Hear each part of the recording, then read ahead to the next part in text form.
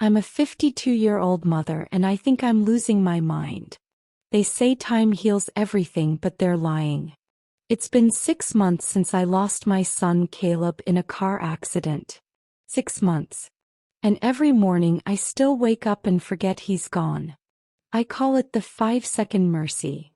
Every morning when I first open my eyes, my brain is still blank. I lie there in the quiet of my bedroom thinking about normal things. I think about the laundry. I think about the grocery store. I think I hear the floorboards creaking in the hallway and I tell myself, Caleb is finally awake. He's going to be late for work again. And then the 6th second hits. Feels like someone has punched me in the chest. The air leaves my lungs. The weight of the truth falls on me like a ton of bricks. My son is not in the hallway. He's not sleeping late. He's gone. He's never coming back. I force myself to get out of bed. My legs feel heavy like I'm walking through deep water. I go to the kitchen. This is the hardest part. I've lived in this house for 20 years. I know every sound. I know where every spoon is. And my body has its own memory. I reach into the cabinet and grab 2 coffee mugs. I don't even think about it. My hand just does it. I set them both on the counter. I start the coffee machine. I listen to the water dripping and for a split second I look toward the door waiting for him to walk in. He was 22. He was loud. He was messy. He was a rebel. We used to fight almost every single day. About his hair, about his grades, about the way he drove his car too fast. I used to pray for a little bit of peace and quiet. Now the silence is so loud it makes my ears ring. I stare at that second coffee mug. It's a blue mug with a chip on the handle. He loved that mug. I should put it back in the cabinet. I should hide it. But I can't. If I put it away it feels like I'm erasing him. So I leave it there. I even pour the coffee into it. I watch the steam rise from his empty cup and I sit there alone in a house that feels like a graveyard. After I finish my coffee, I do the thing I promise myself I won't do every single day. I walk down the hallway to his room. The door is closed. I haven't opened it in 3 days. I stand there, my hand on the doorknob, and I can feel my heart racing. It's just a room. It's just wood and paint. But to me it's a time capsule. When I finally turn the handle and walk in, the smell hits me first. It's not a good smell. It's the smell of a 22-year-old guy. It smells like stale air, cheap body spray, and dirty gym clothes. To any other person it would be gross. To me, it's the most beautiful scent in the world. I stand in the middle of the room and I breathe it in until my lungs hurt. I haven't cleaned a single thing. His bed isn't made. The blue sheets are twisted and messy, exactly how he left them the morning of the accident. There is a half-empty bag of chips on his desk. There's a soda can that's probably growing mold inside by now. My friends tell me I need to clear it out. They say it's not healthy to live like this. But how can I throw away his mess? That mess is proof that he was here. That mess is the last thing his hands touched. If I wash those sheets, I wash away his scent. If I throw away that soda can, I'm saying that his life is over. And I'm just not ready to say that yet. I sat on the edge of his bed yesterday and picked up one of his hoodies from the floor. It's a gray one with a rip in the pocket. I put it on. It's too big for me and the sleeves cover my hands. I laid down on his pillow and I just cried until I couldn't see. I felt so guilty. I remembered all the times I walked into this room and yelled at him. Caleb, pick up your socks. Caleb, this room is a disaster. I would give anything. I would give my house, my car, my own life, just to see one more pair of dirty socks on this floor. I'd give anything to hear him roll his eyes and say, "Relax, Mom, I'll do it later." Later never came. I looked at his computer. The screen was dark, but there were crumbs on the keyboard. He was right in the middle of a life. He had plans. He had unfinished business. And now I'm the one left behind to guard his dust. People look at me at the grocery store with pity in their eyes. They speak to me in that soft, sad voice. I hate it. I want to scream at them. I want to tell them that I'm not brave. I'm not strong. I'm just a mother who is waiting for a ghost to come home and clean his room. But if I'm being honest, the room isn't the hardest thing to live with. It's the words. You know how they say you should never go to bed angry?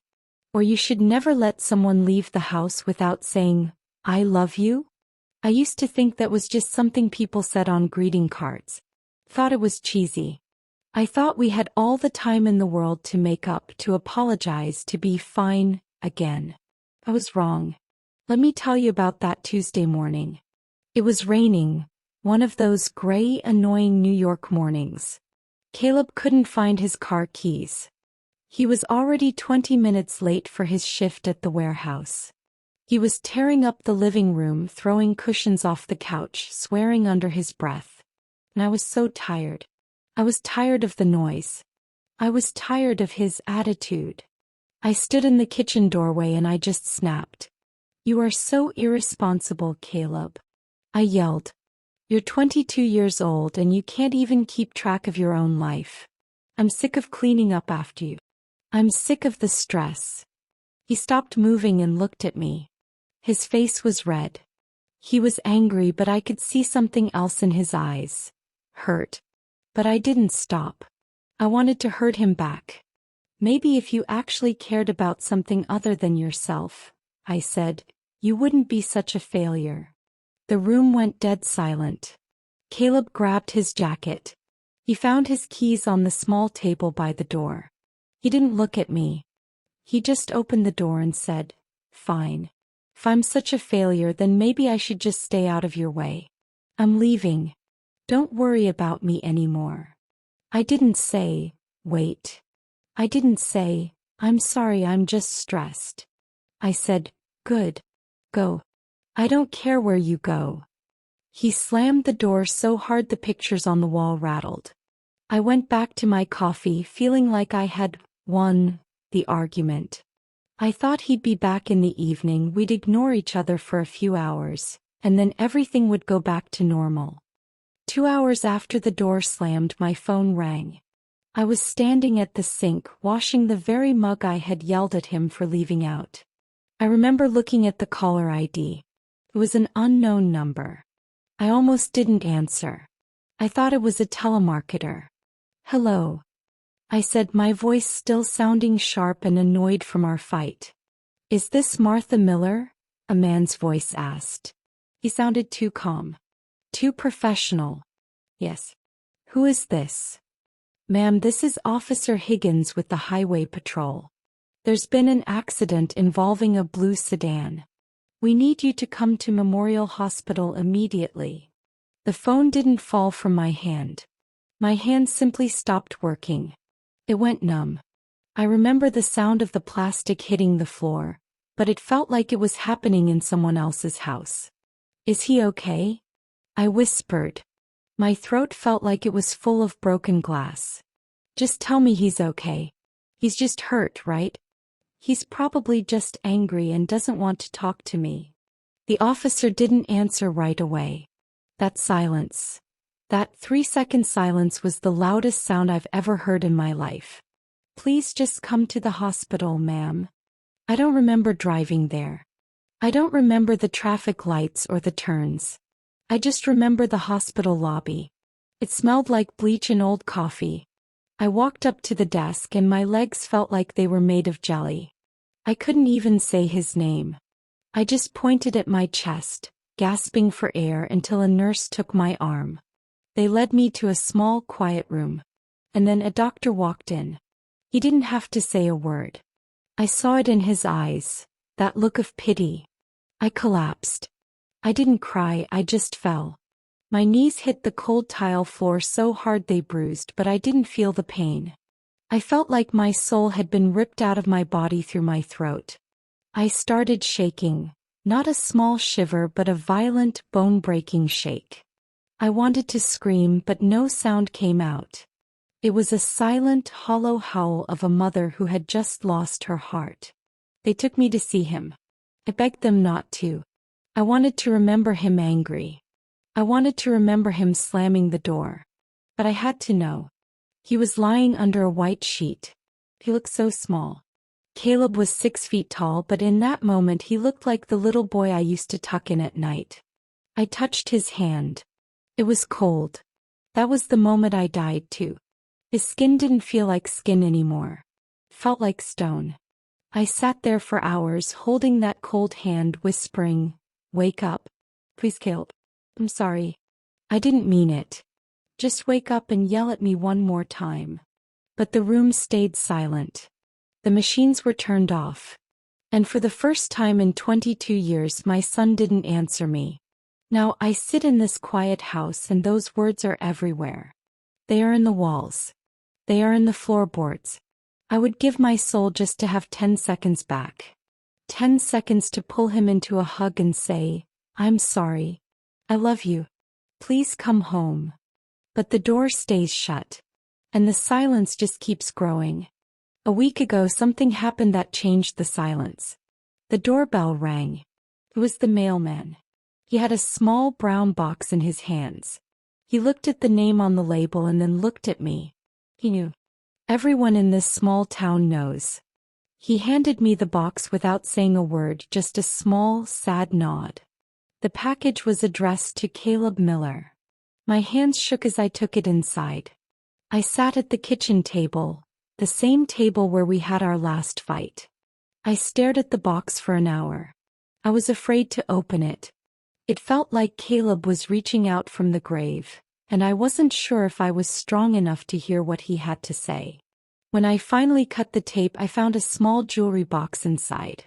And a receipt. He had ordered it 2 days before the accident. It was a silver locket. Simple. Elegant.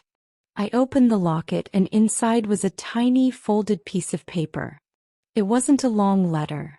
It was just a note he had typed into the gift message section online. It said, "Mom, I know I'm a mess sometimes. I know I'm loud and I make life hard. But I'm trying. I'm going to be better. Thank you for never giving up on me. Love, your favorite failure." I couldn't breathe. I clutched that locket so hard the metal bit into my palm. I stayed there for a long time crying, not the loud, screaming cry of the hospital, but a quiet, deep sob that felt like it was cleaning out my soul. He knew. Even when we were yelling, he knew I loved him. And even when he was slamming doors, he loved me. The last words we said to each other were full of anger, but the truth was in this box. The truth was that we were both just human, trying our best and failing. I don't look at the sunshine and feel like a sinner anymore. I still wake up and have those 5 seconds where I forget he's gone. And the 6th second still hurts. But now it's a different kind of hurt. It's a hurt that belongs to me. It's a part of who I am. I still set the table for 2. Every single night. I put out the blue plate and the chipped mug. I pour the coffee. Some people would say I'm stuck in the past. They would say I need to move on. But they don't understand. I'm not waiting for him to come back anymore. I know he's not coming. I set the plate because it's my way of saying, you still have a place here. I set the plate because the love didn't die in that car accident. I wear the locket every day. Sometimes when the house gets too quiet and the silence starts to scream again, I hold it in my hand. I close my eyes and I imagine him walking through the door, messy and loud, telling me he'll clean his room later. And I whisper back to the empty air, "Take your time, Caleb. I'm not going anywhere." The silence is still there. But now it doesn't feel like a graveyard. It feels like a memory. And for now that has to be enough.